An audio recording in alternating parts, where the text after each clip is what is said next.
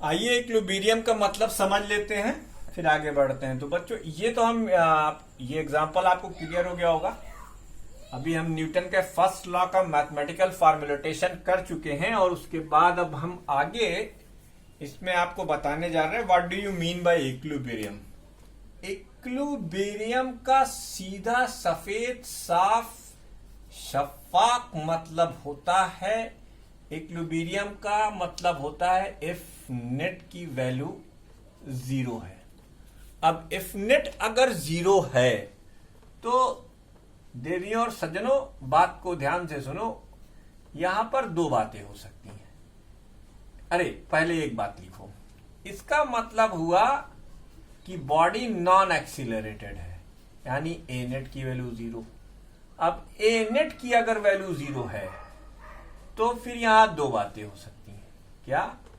या तो v की वैल्यू जीरो हो और या तो v की वैल्यू कांस्टेंट हो। हैं? अमा या बॉडी रेस्ट पर होगी या बॉडी यूनिफॉर्म मोशन में होगी, दो बातें हो सकती हैं साहब। इक्विलिब्रियम का मतलब ये होता है जब अगर बॉडी रेस्ट पर है तो फिर इसे हम स्टैटिक इक्विलिब्रियम के नाम से जानेंगे। किसे जानेंगे? Static equilibrium. ठीक। और अगर बॉडी मोशन में है तो फिर इसे हम डायनामिक इक्विलिब्रियम के नाम से जानेंगे। डायनामिक इक्विलिब्रियम है ये। ठीक है। तो एफ इक्विलिब्रियम का मतलब होता है इफ नेट की वैल्यू जीरो, यानी net force applied on the object is zero, और इसका सीधा सा मतलब होता है कि एक्सीलरेशन जीरो है। और अगर एक्सीलरेशन जीरो है तो फिर बॉडी की दो पॉसिबिलिटीज हो सकती हैं, या तो बॉडी रेस्ट पर हो या तो बॉडी यूनिफॉर्म मोशन में हो। अगर बॉडी रेस्ट पर है तो उस इक्विलिब्रियम का नाम फिर हम स्टैटिक इक्विलिब्रियम रख देंगे, और अगर बॉडी मोशन में है तो उसका नाम फिर हम डायनामिक इक्विलिब्रियम रख देंगे। हम आशा करते हैं कि आपको ये दोनों स्टेटमेंट समझ में आया होगा। ठीक है, ठीक है। आइए फॉर्मेलिटी पूरी कर देते हैं। फॉर्मेलिटी ये है कि साहब न्यूटन का फर्स्ट लॉ क्या है। एक तो देखो मैथमेटिकल स्टेटमेंट मैंने बता दिया, लेकिन कुछ पढ़े लिखे टीचर जो होते हैं वो उस स्टेटमेंट को उतना तवज्जो नहीं देते। तो आइए हम फॉर्मेलिटी में वो वाला भी स्टेटमेंट लिख देते हैं जो आपने बचपन में यानी क्लास 9th में पढ़ा था। जो आपने पढ़ा था वो ये पढ़ा था कि the object will remain, the object will remain in state of rest or uniform motion unless otherwise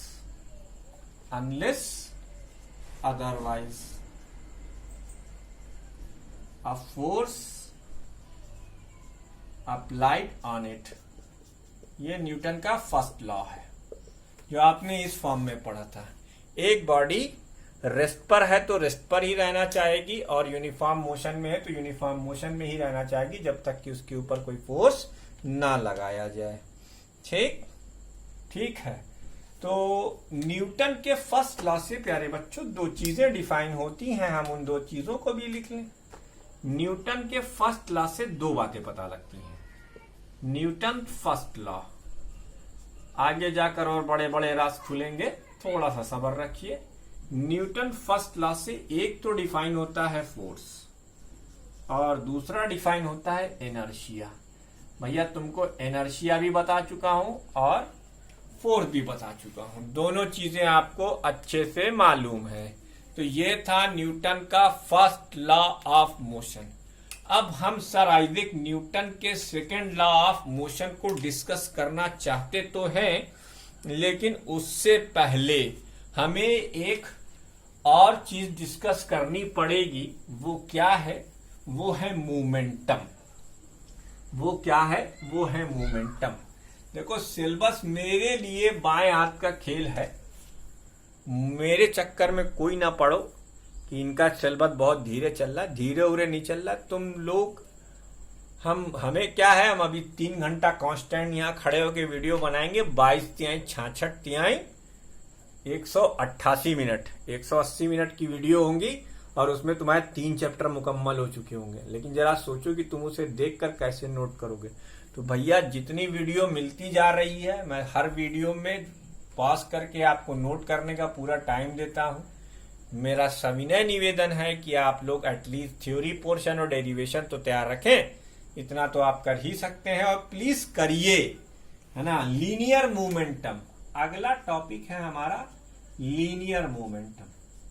देखो अब वीडियो हम इंटरेक्टिव थोड़ा सा बनाएंगे, हर वीडियो में थोड़ा सा इंटरेक्शन ज्यादा करेंगे, है ना। देखो लीनियर मोमेंटम, अब एक चीज समझो, मेरे एक हाथ में एक लोहे की बॉल है और एक उसी हाथ में, दूसरे हाथ में मेरे रबर की बॉल है।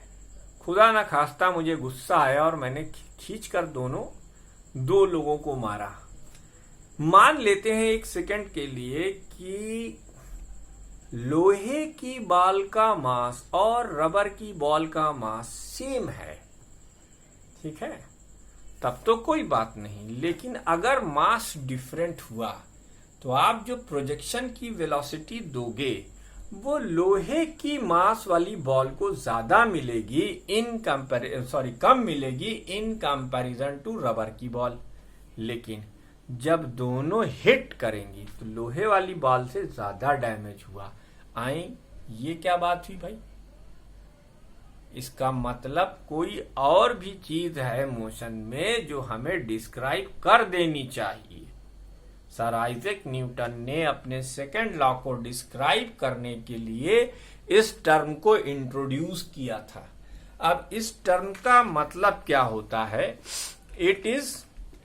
It measure the amount of motion contained in the object. क्या मेजर करता है?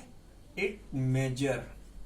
देखिए वो जो आपने फार्मूला 9 में पढ़ा था, it measure the amount of motion, the amount of motion contained in the object। एक ऑब्जेक्ट कितनी मोशन कंटेन करता है ये लीनियर मोमेंटम से नापा जाएगा। ठीक है, it measure the amount of motion content in the object. और पहले इसको फॉर्मली डिफाइन कर ले, फिर तुम्हें हम इसका इनफॉर्मल अप्रोच और इनफॉर्मल फायदा भी दिखाते हैं। Let an object of mass m moving with velocity v, then momentum of the object is defined, then momentum of the object mathematically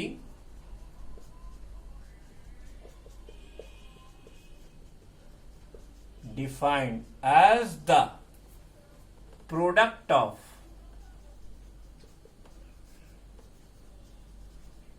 mass and velocity of the object। ठीक, ये momentum की mathematical definition होती है। वैसे तो कितनी motion object contain करेगा इस बात का फैसला उसके मोमेंटम को देखकर लगाया जाएगा। जैसे तुम किसी दिन बहुत अच्छा पढ़ने के मूड में होते हो तो इसको अगर हम फिजिकली कहें तो इसका मतलब तुम्हारा मोमेंटम बना हुआ है कि क्या करने का, पढ़ाई करने का। अगर मान लो किसी दिन खेलने की बहुत ज्यादा मूड में हो तो दिन तुम्हारा मोमेंटम किस चीज का बना हुआ है? खेलने का बना हुआ है। तो कितना तुम किसी चीज को लेकर, मोशन को लेकर कितना तुम अवेयर हो, कितनी तुम मोशन कर सकते हो, इस बात का मैथमेटिकल मेजरमेंट जो है वो मोमेंटम से किया जाता है। तो मोमेंटम का formula, what is the momentum का formula? The formula of the momentum, इसको पी से यूजुअली डिनोट किया जाता है। ये एक वेक्टर क्वांटिटी होती है और ये product of mass and velocity होती है। ये वेलोसिटी वेक्टर है तो पी भी वेक्टर हो गया। ठीक, इसीलिए ये पी बराबर मास इंटू वेलोसिटी। ये क्या है भाई? मोमेंटम, मास इंटू वेलोसिटी, ये दो चीजें हो गई। ठीक है, अच्छा अब P is a vector quantity. P is a vector quantity having SI unit, इसकी यूनिट किलोग्राम, इसकी यूनिट मीटर पर सेकेंड, तो किलोग्राम मीटर सेकेंड की power -1. The direction of momentum is in the direction of velocity. The direction of momentum, the direction of momentum is in the direction of velocity. ये direction of velocity की direction में momentum की direction होती है. Is it clear? तो ये momentum की formal definition हो गई. आओ जरा सा देखें. Let a car and a truck. आपके दिमाग में तुरंत स्ट्राइक कर जाना चाहिए कि ट्रक भारी होगी और कार हल्की होगी. A car and a truck of masses mc and mt. हमने कार का मास mc से और ट्रक का मास mt से लिया है. Are moving with same velocity. Are moving with same velocity. Are moving with same velocity. Same velocity. If PC यानी momentum of car, ये क्या होगा? mc into B and pt, ये क्या है? Momentum of truck. Momentum of truck. देखो ये mt यानी pt की वैल्यू, pt की तो इधर उधर तो लिख ही दिया था, तो pt की वैल्यू क्या होगी बंधु? pt की वैल्यू हो जाएगी mt इंटू बी. देन अब गौर से देखना, p truck upon p car, यानी momentum of truck divided by momentum of car. अगर ये हम ले रहे हैं, ये हम अगर ले रहे हैं तो हम क्या लिखेंगे? हम लिखेंगे mass of car into velocity upon, sorry, mass of truck into velocity, mass of car into velocity. v से v कैंसिल, यानी m truck upon m car. As m truck is greater than m car. भाई mass of truck तो मास of car से बड़ा ही होगा, तो इसलिए आप क्या लिख सकते हो?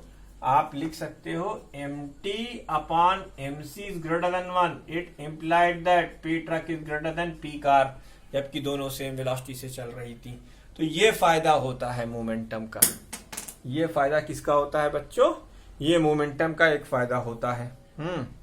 अच्छा, इससे हम एक इंफॉर्मेशन और पता कर सकते हैं. एक इंफॉर्मेशन और क्या निकाल सकते हैं वो भी देख लो. वीडियो को पॉज करके इसे नोट कर लो. वीडियो को पॉज, 1 सेकंड होल्ड करो यार थोड़ा. तो ये वीडियो को पॉज करके इसे नोट कर लीजिए.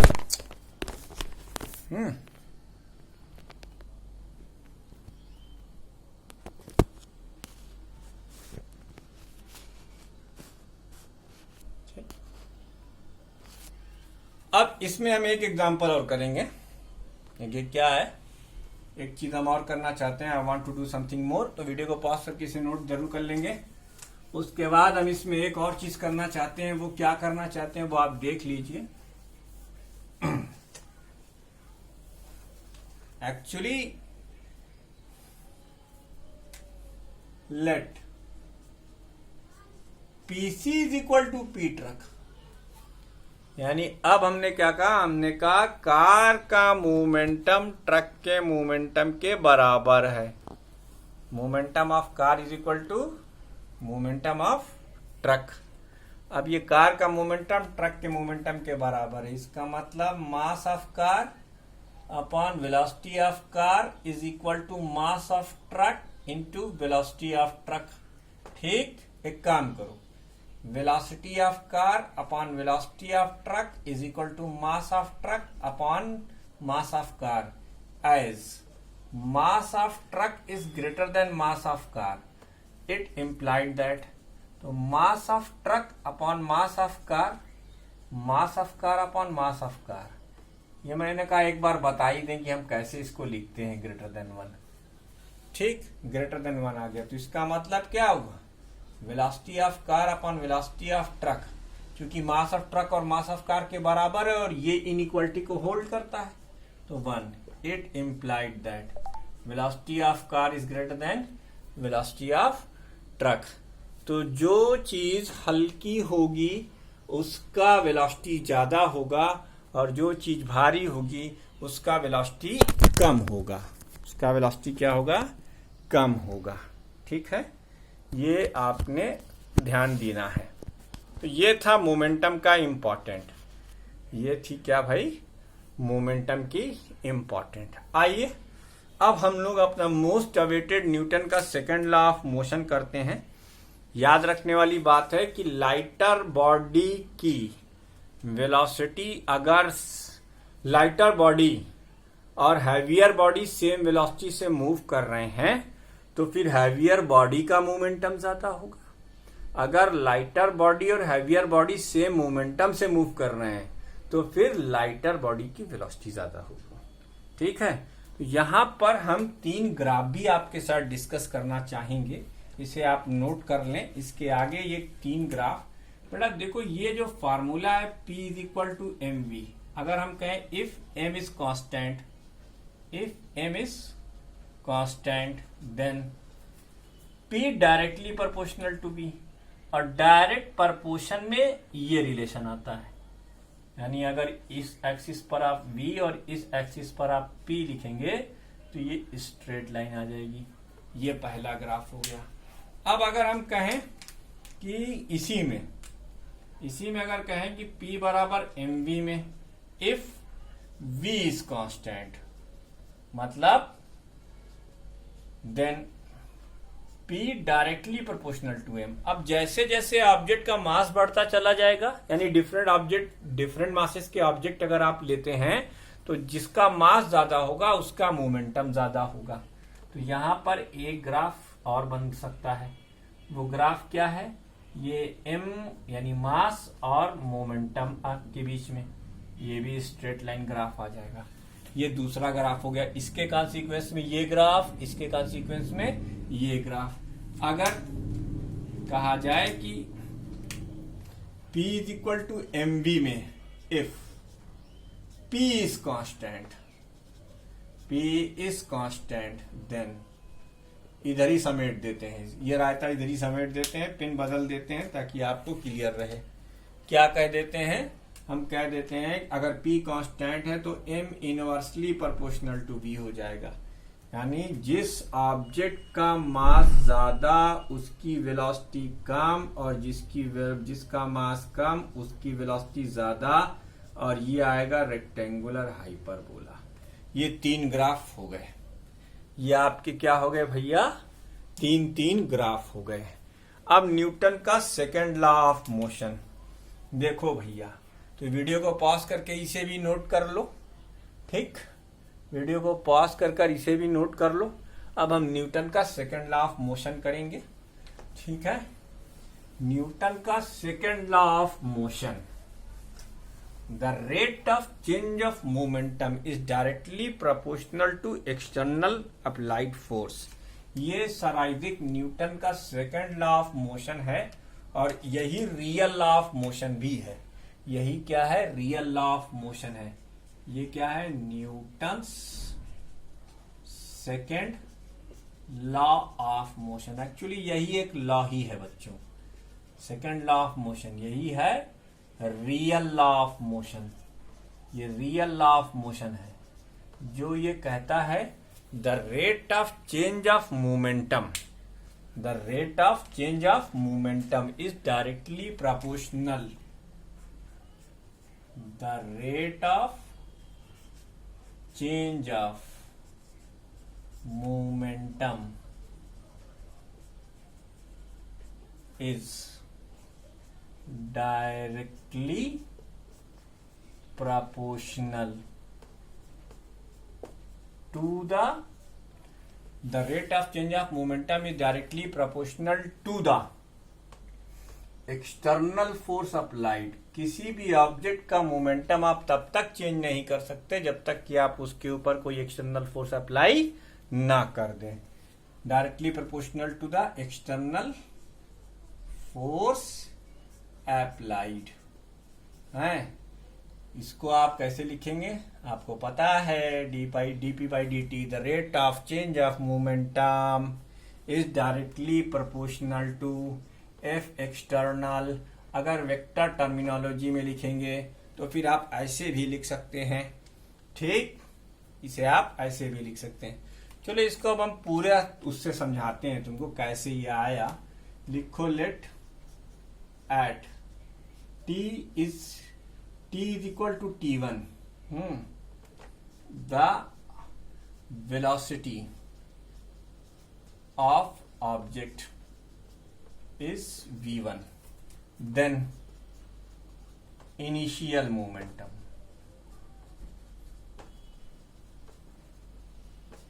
pi की वैल्यू m into v1. ठीक, at t is equal to t2 the velocity of object is v2 then final momentum. अब इसको I लिख दो यार, इनिशियल और फाइनल में एकदम साफ साफ वो लग जाए. Final momentum p final, p initial, p final की वैल्यू mvf. ठीक, तो चेंज इन मोमेंटम क्या होगा भाई? चेंज इन मोमेंटम यानी डेल्टा p. ये क्या है बच्चों? चेंज इन मोमेंटम है. ये change in momentum P final minus P initial, यानी M हमने कॉमन लिया, V final minus V initial. अब rate of change of momentum क्या होगा? Rate of change of momentum ये होगा change in momentum upon time taken. इसको delta T कर दो, यानी m times v final minus v initial upon delta T. इसी को हम लिखते हैं m into delta V upon delta T. भैया हम तुमको बता चुके हैं कि अगर हमने यहाँ पे लिमिट लगा दी, limit delta T tends to 0 delta V upon delta T, इसको m को अंदर इंसर्ट कर दो तो ये क्या हो जाएगा? चेंज इन मोमेंटम यानी dp अपॉन dt. ये देखो है, और ये किसके बराबर है? Directly proportional to external force applied. अब यहां से एक चीज और भी है, ये तो तुमने ऐसे करा,